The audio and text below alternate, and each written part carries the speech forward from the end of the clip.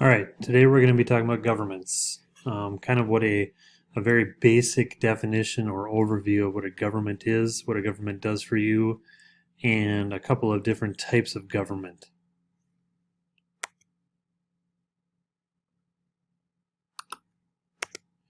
All right, first, what makes a government? What is a government? Kind of a definition. A government needs formal instructions and processes. This takes the form of our U.S. Constitution in our nation. It lays out our framework of our government and what its procedures are, what its policy is, how it makes rules, how it makes laws. It just kind of gives a blueprint of what our government should look like. Power. So we as citizens give our government power and authority over us by giving up our own individual powers. And this is a fundamental point of a government. A government needs authority or power over its people.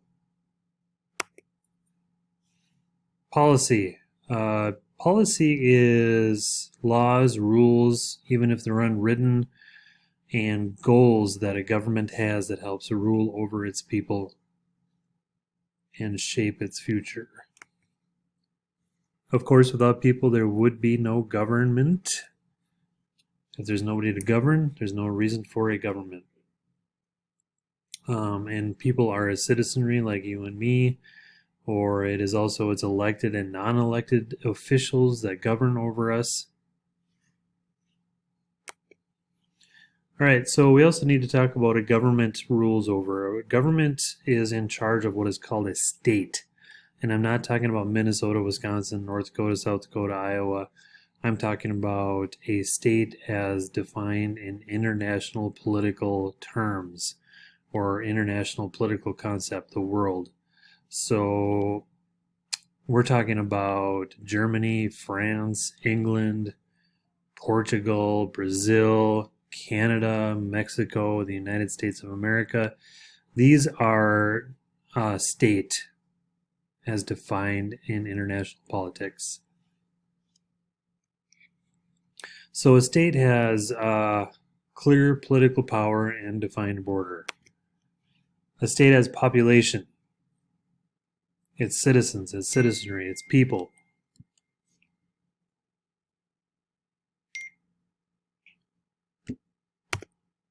Territory, defined borders. Our defined borders separate us from Canada and from Mexico. A government and a constitution. Who rules over this particular state? Sovereignty.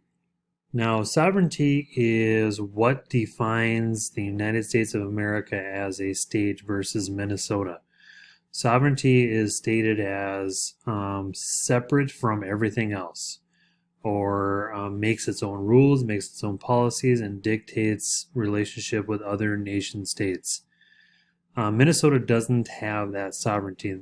Minnesota cannot make laws or have its own constitution that is completely separate from our nation or the United States of America. That's what separates Minnesota from the USA. That sovereignty, that ability to create laws and a working government independent of anybody else. So, what are some things that a government does for you? One of the biggest things, if you ask most people, that a government can do for you is ensure your national security, ensure your security, make sure that we are safe from other nations, terrorists, etc. This comes in the form of our military, which is a very large military, bigger than the next 10 militaries combined as far as cost goes.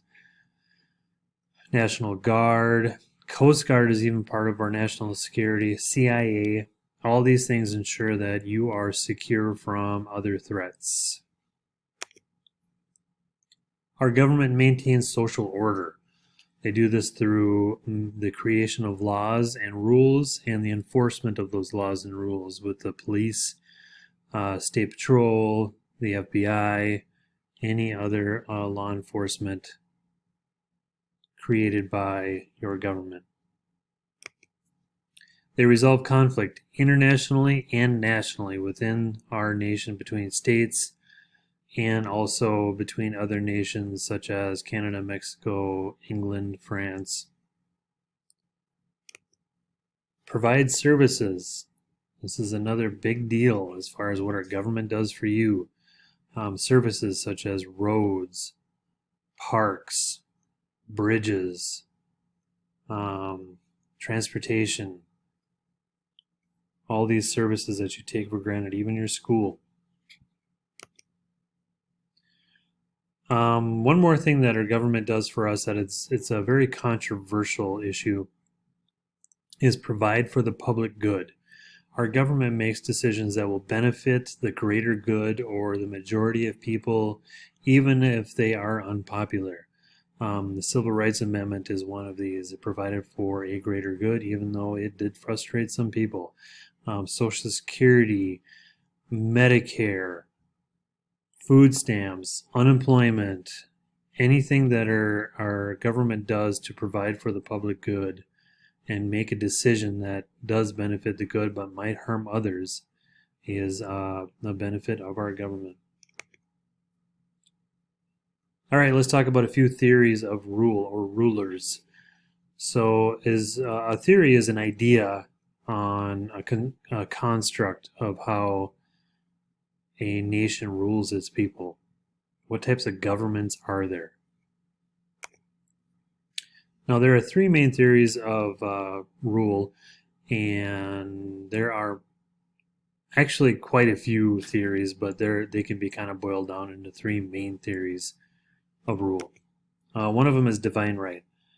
So before the Enlightenment, divine right was probably the most enacted theory of rule. Most nations had a monarchy that had divine right as its core basis. Divine right states that a leader, a king, a queen, an emperor, an empress, their power is derived from the divine or God. That's where they get their power. And theory of rule is based on where power comes from. And in this case, the power to rule comes from the divine or a God, a deity. And that doesn't necessarily have to be the Jewish God, the Christian God. It can be Allah, it can be Buddha, whatever. So whatever divine ruler has given the king or queen its rule is divine right. Next one is natural law. And natural law is kind of vague and hard to explain, but I'm going to take a shot at it.